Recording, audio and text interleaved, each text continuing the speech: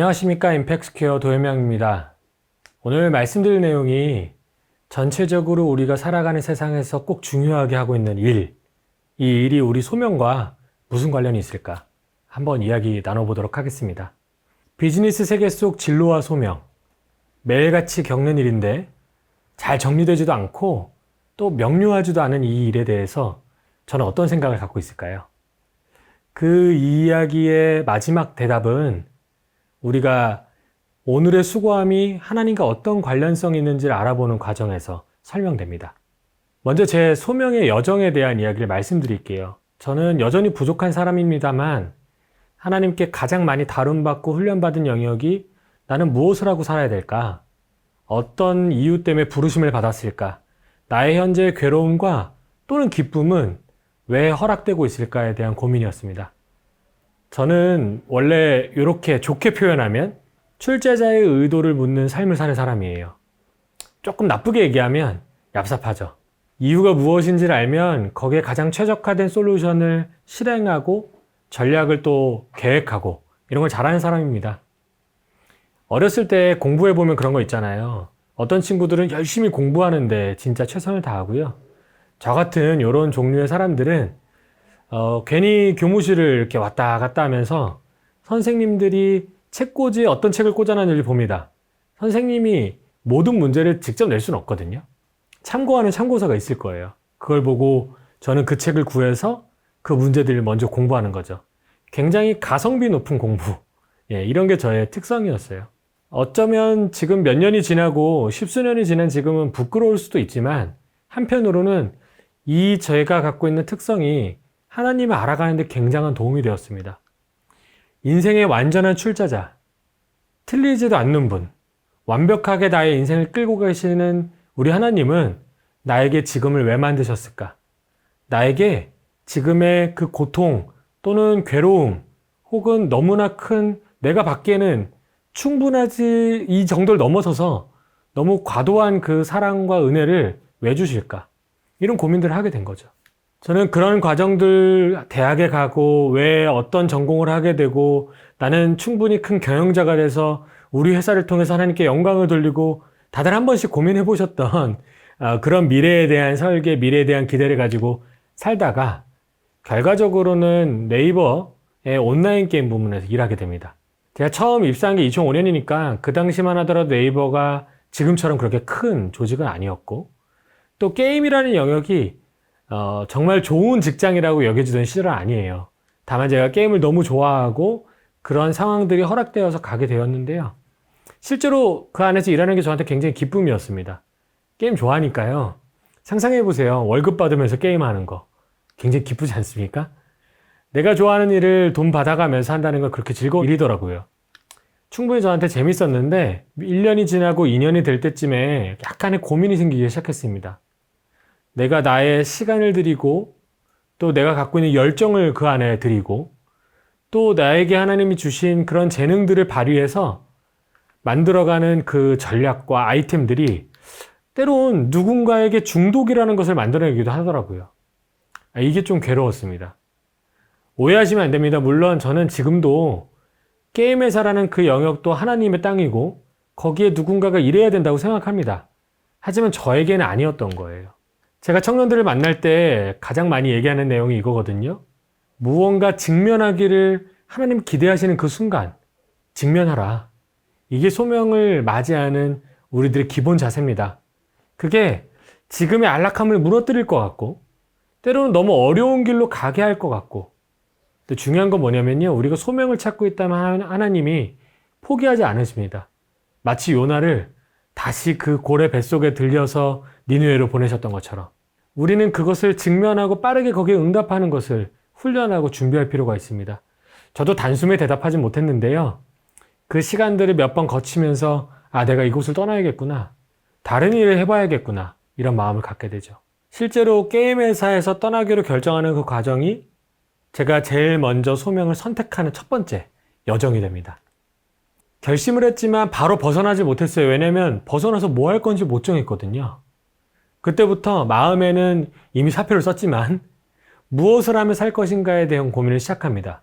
그리고 매일같이 설교 말씀을 그래서 귀 기울이게 되고 기도하면 나에게 어떤 마음을 부어주시는지를 귀 기울이게 됩니다. 그런데 놀랍게도 우연히 나에게 선물되어진 하나의 책에서 그 힌트를 발견하게 되죠. 우리는 때로 설교에서 기적처럼 어떤 소리가 들리길 기대합니다. 물론 하나님은 그렇게 허락하실 때가 있죠. 때로는 정말 꿈속에서 하나님이 말씀하시길 기대할 때도 있어요. 그만큼 우리가 절박하기 때문입니다. 그게 틀렸다기보다는 하나님의 설교 시간만이 아니라 때로는 그런 꿈속이 아니라 우리의 모든 시간의 주인이시라는 거. 그래서 어떤 영역에서든 어떤 방법으로든 우리에게 말씀하시고자 하면 말씀하신다는 거. 저에게는 인정하는 시기였습니다. 그렇게 우연히 저에게 흘러들어온 책에서 저는 사회적 기업이라는 걸 만나게 됩니다. 그 책의 이름이 세상을 바꾸는 대한기업가 80이라는 책이었는데요. 매튜하고 실뱅이라는 프랑스 애들이 전 세계를 돌며 사회적 기업가 약 100여 명을 만나는 탐방기였습니다. 그걸 보고 환호하게 되죠. 내가 그동안 고민하던 비즈니스의 혁신성과 사람을 살리는 일의 중첩 지점에 있는 새로운 스타트업 종류를 발견한 겁니다. 이걸 해야겠다. 그래서 회사를 그만두고 다시 학교로 돌아가서 친구들을 모으기 시작합니다. 당시 2008년이었어요. 회사를 그만둔 게. 그때만 하더라도 사회적 기업이 뭔지 아는 사람이 거의 없었습니다. 단숨에 창업하고 싶었지만 창업을 같이 할 사람도 없고 내 이야기를 이해해주는 사람도 없어서 상당히 오랜 시간 동안 동료를 모으는 데 썼고 저도 공부를 많이 했죠. 그때 때로는 교만함이 있었습니다. 아니 2008년이 돼서 저희 학교에 있는 교수님들 만나면서 상담을 하는데 교수님이 아무도 모르시는 거예요. 아, 내가 진짜 빨리 알았구나. 내가 아주 이 영역의 선구자인가 봐. 이런 생각이 들었고 그 까닭 때문에 저는 조금 더 이런 일들을 내가 먼저 하는 게 어떻게 보면 괜찮은 포지션, 성공할 수 있는 자리에 섰나 보다라는 그런 교만함을 가지기도 했습니다. 때로는 우리가 하나님이 허락하시는 길을 갈 때 너무 기쁜 나머지 교만해질 때가 있는 것 같아요. 그리고 반드시 그 문제를 다루는 과정들이 우리에게 있기도 합니다. 어쨌든 그런 과정들을 거치면서 제가 창업을 하게 되죠. 제가 지금 운영하고 있는 임팩스퀘어라는 회사는요, 더 많은 사람이 임팩트 비즈니스를 소비하도록 한다라는 미션을 갖고 있어요. 뭐냐면요, 세상이 좀 더 나아지면 좋겠는 겁니다. 구체적으로 어떤 모습이다 라고 설명하기 어렵겠지만 아픈 사람이 좀 덜 있었으면 좋겠고, 우리가 돈이 없기 때문에 가족의 어려움들을 그냥 못 본 척하는 일들이 없었으면 좋겠고, 너무나 성실하고 건전한 사람인데 운이 좋지 않았다는 이유로 기회를 완전히 박탈당하는 일이 줄었으면 좋겠는 거예요. 이런 마음들 우리가 받은 거 아닙니까? 하나님께서 우리를 사랑하실 때 그런 안타까움과 긍휼히 여기는 마음을 가지고 우리를 봐주셨잖아요. 우리도 세상을 향한 그런 마음들 조금씩 갖고 있습니다. 저도 그 마음이 있고요. 그거를 특정 영역에서 펼쳐보라는 하나님의 그런 말씀들을 제가 듣고 준비를 시작하고 지금까지 오게 된 겁니다. 2010년 창업한 이 회사는 여러 번의 어려움도 겪었지만 지금 약 12년이 지난 이 상황에 저는 지금까지 250여 개 정도의 소셜벤처에 투자하고 키워왔고요. 아마 올해 말이 되면 한 300개 정도가 넘을 겁니다. 또 35개의 소셜벤처엔 지분 참여를 했는데요. 저희는 작게는 1,500만 원부터 많게는 3억 원 정도까지 투자를 하고 있습니다.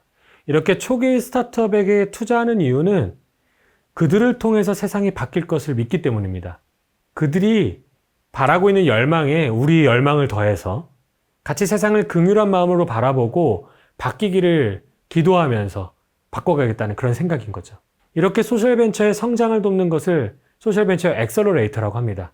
저희가 그 역할을 하고 있고요. 더불어서 대기업에게도 저희는 서포트를 합니다. 왜냐면 대기업은 크잖아요. 그들이 조금 바뀌게 되면 굉장히 많은 것들이 변하게 됩니다. 그래서 우리나라에 있는 대부분의 국내 유수의 대기업들에게 어떻게 하면 사회적 가치가 있는 신사업을 만들고 더 잘 운영할 것인가에 대한 자문, 컨설팅을 제공하고 있습니다. 저희는 이런 식의 활동들, 혁신가들을 응원하고 그들이 더 빠르게 성장할 수 있도록 돕는 일을 하는데 여기에 아주 기반으로 생각하는 것이 공동체입니다. 이들이 같은 지역에 모여 있고 또 같은 곳에서 서로 상의하고 같이 함께 논의하면서 성장할 수 있는 기회를 빠르게 만들어내는 게 저희의 역할이에요. 그래서 서울숲 소셜벤처 클러스터라는 지역에 여러 개의 공간을 운영하고 있고 거기에 소셜벤처들이 코워킹 스페이스에 일하고 있습니다. 이런 일들이 우리에게는 중요한 일이고 제가 한 10여 년 동안 하나님께 다룬받았던 소명의 일을 지금 12년째 운영하고 있는 하나의 방향성이라고 말씀드릴 수 있겠습니다. 저희가 투자하는 기관에 대해 한 가지 정도만 먼저 설명을 드리려고 하는데요. 예를 들어서 이런 기업이 있는 겁니다. 전 세계에는 3억 명의 시각장애인이 있어요. 근데 그들 중에 5%밖에 점자를 읽고 쓸 줄 모릅니다. 우리나라에도 26만 명의 시각장애인이 있고 그 중에 10%도 채 되지 않는 인원만 점자를 읽고 쓸 줄 압니다. 왜 그럴까요? 점자를 배우는 게 굉장히 어렵고 점자를 전문으로 가르치는 선생님이 부족하기 때문이에요. 그러니 점자를 배우려고 하는 시각장애인들은 굉장히 어려운 환경에서 공부하게 되고 공부를 하고 싶어도 심지어는 선생님이 제대로 없다 보니까 제대로 학습할 수 없는 환경이라는 거죠. 여기에 대한 문제의식을 갖고 있는 한 청년이 오파테크라는 회사를 만듭니다. 이 오파테크는 스마트 점자 교육기기를 만들어서 선생님이 없어도 스스로 또는 점자를 전혀 모르는 부모도 아이에게 점자를 가르쳐 줄 수 있는 구조를 만들었어요. 전 세계 유일한 솔루션입니다. 더불어서 이 기업은 코로나로 인해서 시각장애인들이 가장 먼저 학교에서 배제됩니다. 손으로 여러 가지를 만지면서 살아야 되기 때문에 코로나에 아주 위험하기 때문이죠. 근데 그들은요, 집에서 줌으로 학습도 안 돼요. 저도 9살짜리 아이가 있는데 그 아이는 줌으로 초등학교 수업을 하거든요. 지금은 학교를 나가지만. 왜냐면 그들은 보이기 때문이죠. 뭔가 시각 자료를 보여주면 학습할 수 있기 때문이죠. 근데 점자를 알지 못하는 친구들은 귀로만 듣는데요. 그 귀로만 들어서 점자를 어떻게 가르쳐 줍니까? 앞에서 만나면 구멍을 뚫어서 철필로 점자를 만들어주기도 하고 때로는 미국 같은 경우에 테니스공 6개를 바꿔가면서 점자 모양을 만들어주기도 하는데요. 만나지 못하고 줌으로 노트북으로 어떻게 그걸 전달합니까? 점자를 가르치는 건 지금 2년째 멈춰져 있는 겁니다. 오파테크는 이 시기에 어려운 과정을 겪으면서도 그 아이들을 위해서 비대면 점자 교육 서비스를 할 수 있는 유일한 최초의 서비스를 만들어냅니다. 제가 궁금한 건, 그리고 말씀드리고 싶었던 건 이런 기업들이 왜 그동안 없었냐는 거예요. 기술이 굉장히 뛰어나 보입니까? 물론 여기 있는 대표님 기술 굉장히 뛰어나다고 자랑하시죠. 그런 뛰어난 면이 있습니다. 하지만 삼성은 이 기술을 못 만들까요? 왜 우리가 알고 있는 그 수많은 테크 기업들은 이걸 못 만들까요? 못 만드는 이유는 능력 부족이 아니라요. 긍휼히 여기는 마음이 오랫동안 유지되지 않기 때문입니다. 우리도 가끔 TV를 보면 감동적이기 때문에 ARS로 2,000원 보낼 수 있죠. 한 번 정도의 봉사활동 우리에게 어려운 일이 아닙니다. 모든 사람이 할 수 있는 거예요. 하지만 나의 젊은 시절의 인생을 그 안에 들인다? 쉬운 게 아닙니다. 3년, 4년, 5년이 되면 그 인생이 우리에게 얼마나 값진 것인 걸 알게 되는 그 순간에 우리가 긍휼히 여기는 마음이 누구로부터 왔는지 알게 됩니다. 하나님께서 주신 마음이라면, 인간이 가질 수 없는 그 마음이라면 우리는 여전히 그 자리를 지키게 되고요. 그게 아니라면 나의 시간과 노력이 아까워서 떠나게 되는 겁니다. 이게 제가 소명에 대한 것들을 정립하지 않으면 우리의 삶이 가치 있어지기 어렵다라고 설명하는 이유예요. 저희 이런 청년들을 육성하고 또 지지하기 위해서 앞에 말씀드린 임팩트스퀘어와 함께 심센터 재단이라는 재단법인을 운영하고 있습니다. 해당 재단은요, 아예 구체적으로 기독청년 사회적 기업가만 육성하고 지지하고 훈련합니다. 해당 조직에서 많은 청년들이 바뀌고 있어요. 사실은 이 재단 내 사역도 우연히 시작되었고 어떻게 보면 갑작스럽게 만나는 몇 명의 사람들의 놀라운 하나님의 은혜로 시작된 사업인데요. 이 안에서 우리가 충분히 준비되었지 않았더라도 우리의 커리큘럼이 그렇게 멋들어지지 않았더라도 청년들이 바뀌는 걸 목도하고 있습니다. 그런 열매들이 하나님께서 이 일을 참 좋아하시는구나, 이 일에 하나님의 계획과 뜻을 갖고 계시는구나를 매일같이 확인하게 하는데요. 지금 이 이미지에 나와 있는 저 하얀색 셔츠를 입은 청년은 좀 청소년기에 어려운 과정들을 겪었습니다. 그리고 무기력하게 살았고 그것을 하나님을 만나면서 벗어 던지게 되죠. 그래서 청소년들에게 너희는 무기력하게 살지 마. 하나님이 너희를 가치 있게 만드셨어. 이 이야기를 여러 가지 방식으로 전달하기 위해 애쓰고 있습니다. 특히 패션의 방식으로 아이들에게 그런 힘을 불어넣어 주려고 노력하고 있는데요.